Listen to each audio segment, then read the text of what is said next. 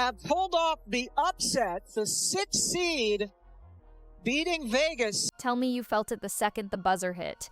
The noise in Vegas didn't just dip, it vanished. Banners high, confetti machines idle, MVP trophy shining under the lights, and yet the story on the floor flipped in real time. The 6th seed walked into the champion's house and rewrote the script, and while the league was still catching its breath, the conversation took a hard left. Was it the Fever's execution or something else? If you came here for excuses, you're in the wrong place. If you came here for what really happened and how Sophie Cunningham just shut down the cheap talk without dimming anyone's greatness, you're exactly where you need to be. Let's set the table the way it actually was. This wasn't supposed to be a contest. Analysts called it polite, odds makers called it short, fans called it over before it began. The Aces didn't just have home court, they had momentum, history, and that MVP spark that can turn a building into a steamroller. And then something beautiful happened that never fits into pre-written plans. Indiana refused to act like a cameo in someone else's highlight tape. They didn't roll over, they rolled up their sleeves. The result wasn't luck, it was craft. It was choices stacked on choices. Box outs, tags, second efforts, the little details that don't trend but absolutely decide series. Now here's where the internet did what the internet does. The second a superstar vents about whistles, the takes go nuclear. Words like bought, rigged, fixed start flying because those words travel faster than footwork, and rage gets clicks. But the game never belonged to hashtags. It belonged to players who decided they weren't going to be a tribute act on MVP night. That's the part the thumbnails don't tell you. That's the timeline Sophie Cunningham cares about, and when she talks like a pro who's taken hits, eaten elbows, and still shown up for film the next morning, you listen, because she's not speaking from a couch, she's speaking from bruises. Sophie's stance is not the easy one. The easy one is tapping a viral word and letting it carry the views. The grown-up one is acknowledging both truths at once. Officials are human and inconsistent, and also you don't erase an underdog's masterpiece by blaming the stripes. That's the tension she holds in her hands like a basketball at the free throw line. Respect the opponent, respect the moment, respect the grind. You don't have to choose between believing in age's excellence and believing Indiana earned that win. You can hold both. The real ones always do. Let's talk about earned. Because wow, did Kelsey Mitchell earn every headline that should have been hers. On a night engineered for someone else's coronation, she built her own. Pull-ups with hands in her jersey, threes with just enough daylight to matter, and that quiet, terrifying calm at the line that tells you a player is in complete command of her breathing, her shoulders, her shot. Count the ways she scored and you'll run out of fingers before she ran out of counters. The box score will glow, but the story is cooler than numbers. Every big make arrived exactly when Las Vegas was poised to snatch control back. Every time the building tried to swell, she punctured it. If you watched closely, the cadence of the game said even more. Aliyah Boston didn't have to erase Aja to win her matchup. She had to dislodge rhythm, push the catches a step out, take away the first shoulder, make the second move come later in the clock. It's not the flashy stuff that shows up on a clip. It's leverage and stubbornness and surviving the first bump without giving up your spine. That's veteran work out of a young star, and it's the kind of work that makes a scorer look merely mortal, long enough for a team to find daylight. That's how you turn a talent problem into a tempo problem. It wasn't just the post. Lexi Hull ran a shadow on Jackie Young like she had a map of every cut before it happened. No reaching, no gambling, just the grim little decisions that stack into frustration. Not that angle, not that curl, not that easy catch on the wing. Add in Odyssey Sims punching the gas pedal so often the game tilted, and suddenly the Aces weren't dictating anymore. They were reacting. When the champs are reacting, your system is doing its job. Now cue the microphone moments and comment storms. Big nights come with big feelings, and nothing hits the algorithm quite like a star suggesting the night got pushed by whistles. Here's where Sophie draws the line with a steady hand. She's not here to drag a legend, she's here to protect the value of sweat. You can critique a call, a sequence, or a standard without setting the whole building on fire. What you can't do, not without consequences for the culture, is reduce 40 minutes of poise, scouting, and sacrifice to a narrative that someone bought a result. That word doesn't just call out refs. It disrespects film rooms. It disrespects the trainer's table.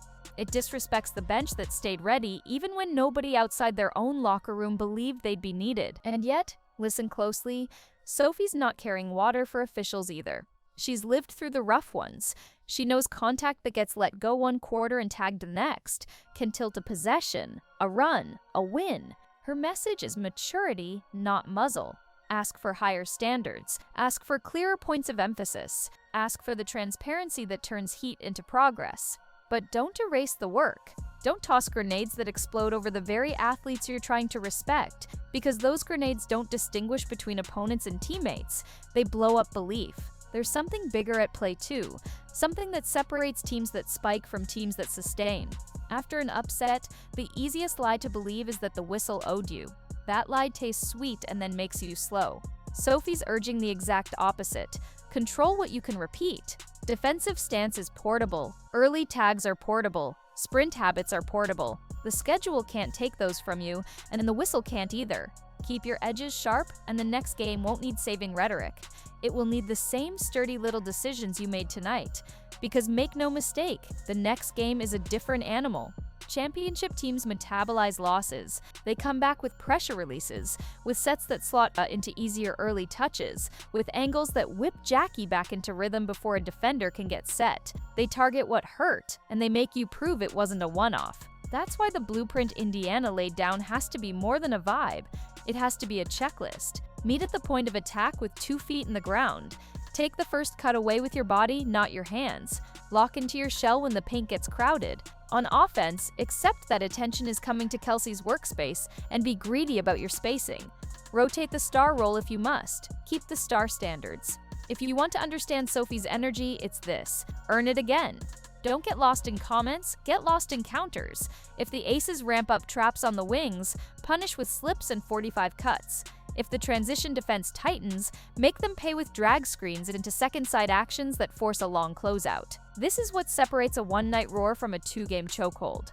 Not slogans, not tweets, solutions.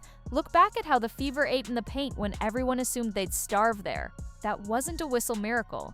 That was violent box outs, a guard crashing on the weak side with discipline, a big ceiling early. That's teachable and repeatable. That's what coaches dream of in film because it survives gym changes and crowd swings. You don't need perfect reffing for that. You need 5 people ready to do boring things with ruthless pride. And because honesty matters, let's honor Aja here too. Competitors lash out when they care. The great ones demand calls because they live in the kind of traffic that would end normal seasons for normal bodies. She will come back sharper, more patient, more devastating. That's guaranteed. The question is whether Indiana can make the floor feel small for her again without fouling, whether they can cloud her reads long enough to force secondary options to decide the night. That is a grown challenge. That is why Sophie's message isn't chest-thumping. It's clear-eyed. Celebrate your masterpiece. Then get back to the work that makes another one possible. If you're the Fever, you keep the emotions, but you weld them to habits. Talk is fuel for 24 hours. Angles are fuel for a week. Trust is fuel for a series. That trust was loud in Game 1. You could hear it in how quickly the ball moved out of pressure.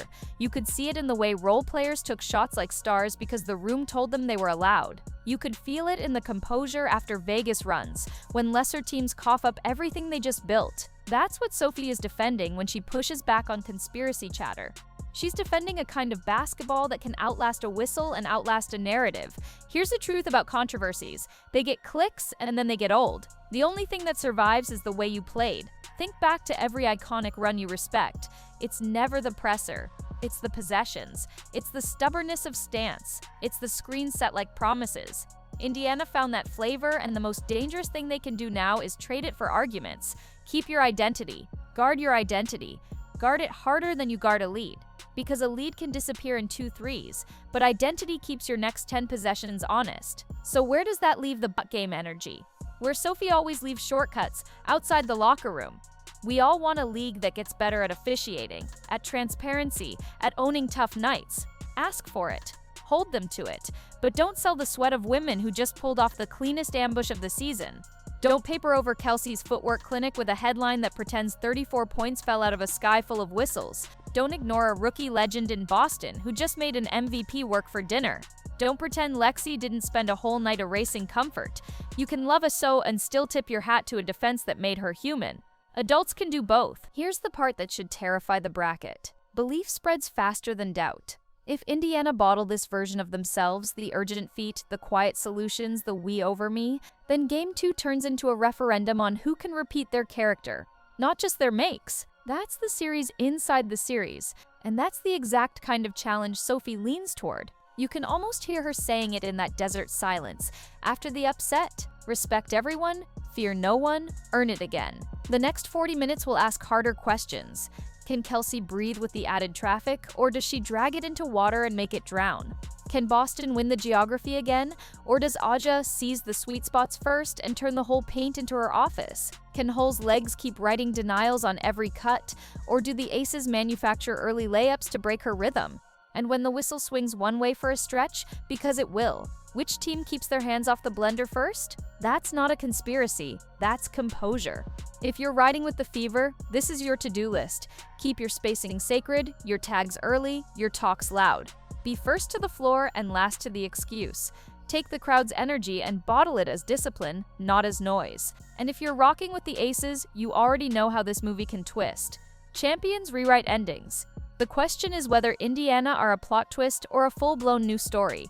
Sophie's response, when you strip away the online fog, is just the oldest sports wisdom said with a modern mic. You can demand better and still give credit. You can punch at systems and still dap the people who outworked you. You can love the game enough to ask for fairness without dragging the night into a swamp of claims that cheapen it. That's not fence-sitting, that's leadership. That's what the adults in the room sound like while the kids argue over who the refs love. So if you came for verdicts, here's one you can take with you. The Fever didn't steal anything. They studied, they suffered, they stayed. They walked into a party meant for someone else and performed like they were on the invite. Aja will answer, she always does. Vegas will adjust, they always do. The officials will catch heat, they always will. But the team that makes the quieter promises to themselves and keeps them again will own the next box score. That's basketball. That's why we watch. Drop your take below. Do you want a league where every tough night gets chalked to conspiracy, or a league where players like Sophie hold the line between accountability and respect? Tell me which possession flipped your brain about Indiana, which red made you sit up straight, which moment told you this wasn't a fluke. And if you're rocking with belief that travels, hit subscribe, ring the bell, and ride with us through Game 2. Because the noise will swell, the narratives will fight, and when the lights come up again, there's only one thing that decides truth: the next 40 minutes. And when they start, remember what tonight taught you.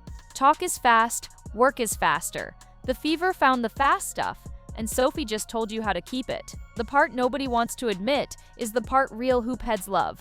The game still rewards fundamentals when emotions are loudest. That's where this upset grew roots. When a building crackles and a storyline gets bigger than the floor, teams either chase hero shots or they fall back on the quiet rules that built them. Balance, 2 feet under you on closeouts, early help without overhelp, hands out of the cookie jar late in the clock. Indiana chose the old school answers and made them look brand new. That's the line Sophie is protecting. Not the comfort of cliches, but the discipline that survives storms. It's tempting to trade that for volume when the other team's superstar burns hot on the mic. But if you've been around, you know volume doesn't win the next possession. Stance does. And if we're telling the fuller truth, it's this. Indiana carried a decade of doubt into that night and treated it like kindling. Fans have long memories. Players have longer ones. A locker room that has tasted every flavor of rebuilding has a different relationship with belief than a locker room that's only ever known parades. That doesn't make one better. It makes them different. The champagne teams measure themselves by how fast they correct. The hungry teams measure themselves by how long they can hold the line when nothing breaks their way for 6 trips. Both are championship skills, but only one was asked for in Game 1, and only one delivered. Stubbornness that doesn't tip into panic. That's why Mitchell's masterpiece landed the way it did. It wasn't just shot making, it was shot selection. The NBA and WNBA eras change, but one truth doesn't. Great scorers don't take the hardest available shot. They work until the easiest hard shot appears. That's what you saw. Angles earned through movement, patience against early help, a willingness to hit the simple pocket when the glamour pass might have trended. Legends always say the same thing once the lights dim: keep taking good shots and the math will forgive the misses. Kelsey lived inside that math and forced Las Vegas to feel it. There's a reason Becky Hammond went blunt afterward. Coaches can accept makes. They hate when they can't locate the breakdown. That's how you know a guard owned your rhythm. Put yourself in Boston's shoes for a second. You're matched with the league's apex predator on a night designed to crown her twice. Most players try to win the fight on every catch and foul out by the third. Boston didn't. She tried to win the angles. Meet on the high side, body without bite. Take away that first spin and send the rest of the possession into the mud where hands can stay quiet and help can tag on time. That's graduate-level defense for someone young enough to be taking notes from players she's now beating. The box score gave Aja a double-double because gravity never disappears for the truly great. But context gave Indiana the win because the touches weren't clean, the windows were late, and the patience demanded a toll every trip. There's a second-order effect to this most people miss. When your star has to labor, your shooters start seeing different defenders. Feet get heavier, closeouts get shorter. It's the tax you pay for every contested touch on your best player. The rest of the roster gets half a beat less wind. Lexi Hull weaponized those half-beats into denials and made the kind of threes that feel bigger than three. Sims turned those half-beats into paint touches, and paint touches turn into whistles or layups or kickouts that feel like layups. That's the domino trail that never shows up in ref controversy threads, but you can find it in the film, possession by possession, patient as gravity. Now bring it forward to the next 40 minutes, because that's where championships speak. Vegas will bend the geometry. Early horns to free Aja with downhill catches. Spain actions to shake the weak side tagger. Ram screens to make Boston pick a poison 2 steps sooner. They'll invite Kelsey into traps that look soft and spring like bear claws. They'll test Indiana's trust. Will you keep cutting hard when you don't touch the ball for 3 trips? Will you screen with purpose when the stat sheet pays the shooter and not the screener? These are spiritual questions disguised as basketball, and they're exactly the ones Sophie keeps throwing back at the balked game chorus. If you believe the night was paid for, you stop paying attention to these details. You let go of the rope. And that's when series turn. So what holds the rope? Habit, the kind that make highlights less necessary than they look. If you're Indiana, you script your first 6 plays not to score 30 points, but to send 3 messages. 1, we will keep moving the ball north-south even when you angle us east-west. 2, we will not foul with our hands when our legs get loud. 3, our bench won't blink under attention. Your traps are our layups if we sprint behind the ball. None of these lines will trend. All of them decide outcomes. Sophie's response lives inside that quiet, almost old-fashioned faith. She's not playing sheriff, she's playing steward. That word used to mean something in sports, guarding the game as if you didn't own it, knowing it belongs to the next crew after you. When she pushes back on wild claims, it's not to protect a Reef's feelings. It's to protect the culture that keeps a league from eating itself after every hard night. People forget, if everything is rigged, nothing is earned. And if nothing is earned, the entire project, from practice jerseys to parades, stops meaning anything at all. That's not drama, that's decay. Leaders don't let that take root. Of course there's room for critique. There always is. Ask for a clearer whistle on verticality. Ask for fewer surprises in hand-check interpretations, quarter to quarter. Ask for review windows that don't turn games into lectures. That's constructive noise, and most players would lock arms for it. But you can make that ask without turning a playoff statement into a conspiracy blog. It's like telling a teammate about her stance. Lower, wider, earlier. You speak to the fix, not to the funeral. Aja is too great to need the nuclear words. She'll write her counter in paint points and free throws created by positioning, not petitions. She always has. Zoom out and remember what upset nights do to a locker room. They change the temperature. They convince role players that their next make isn't an accident. It's part of the plan. They convince staffers who sleep 3 hours a night that the edits matter. They make a film session feel like church, not guilt, but reverence. That feeling is fragile. The wrong discourse punctures it. The right discourse fortifies it. Sophie's choosing the second on purpose because she's seen what the first one does. It steals the magic you just earned. Let's live in the tactical weeds for a minute because that's where Game 2 gets won before tip-off. Vegas will try to unlock early drag screens for Aja as the ball crosses half, skipping the chore of a set defense. Indiana's counters must be prompt. Talk early, weak side tag on the catch, scram out of the mismatch before the clock punishes you. On the other end, expect the aces to top-lock Kelsey off curls and force her into the long way home. The answer isn't heroics, it's counters. Backcut the top lock, let the pass beat the denial, and flatten the defense with one simple truth: if you take away space over here, we will find it over there. Over time, that faith breaks pressure. Presses don't die to dribbles, they die to outlets, and when whistles swing, because this is pro ball and they will, composure is currency. Veteran teams don't argue the loudest, they respace the fastest. If a call bites you, don't audition for an Emmy. Get to your spots early and turn the next inbound into a teaching tape. Nothing quiets a crowd like a layup 4 seconds after they finished booing. That's the petty you can actually bank. There's a human side too, the kind that never fits into a stat tab. The best teams survive via small kindnesses in brutal moments. A hand on a shoulder after a turnover, a teammate stepping in front of the coach's heat for a rookie, a star clapping for a role player's miss because the shot was the right one. These aren't soft details. They're steel disguised as softness. They keep a group from fraying when an arena wants you to unravel. Indiana showed those habits in Game 1. Keeping them will matter more than any quote storm outside the bus. The league is better when stars disagree and then settle it between lines. We actually need both energies, the microphone and the matchup. The talk makes you look, the basketball makes you stay. That's why this moment grabs even neutrals. It isn't gossip for gossip's sake, it's friction that might sand something sharper into being. Maybe we get cleaner points of emphasis. Maybe we get extra training windows for young officials under playoff noise. Maybe we get nothing but an all-timer series. Any of those outcomes are good for the sport. None require scorched earth. If we're honest, this is where tradition keeps us grounded. Old heads always said the same thing after a wild night. Make them beat you again. It sounds simple until you try to live it, but it's the only true test. If the Fever's Game 1 was a meteor, Vegas will turn the sky back to normal. If it was a blueprint, Vegas will discover the walls moved while they slept. There's a kind of joy in not knowing which truth will win, and there's a kind of responsibility in not poisoning the joy with claims you can't prove. Sophie's voice stands right there in the middle, asking everyone, media, fans, players, to protect the thing we all claim to love. Results made by hands and habits, not headlines. So here's the last push before the next tip. If you're in Indiana's room, pack the same lunch pail. The game will not give you the same shots, but it will give you the same choices. Sprint anyway, talk anyway, dive anyway. The crowd won't be polite and the whistle won't be consistent, but your identity can be. If you're in Vegas's room, circle the first 5 minutes and draw blood from tempo.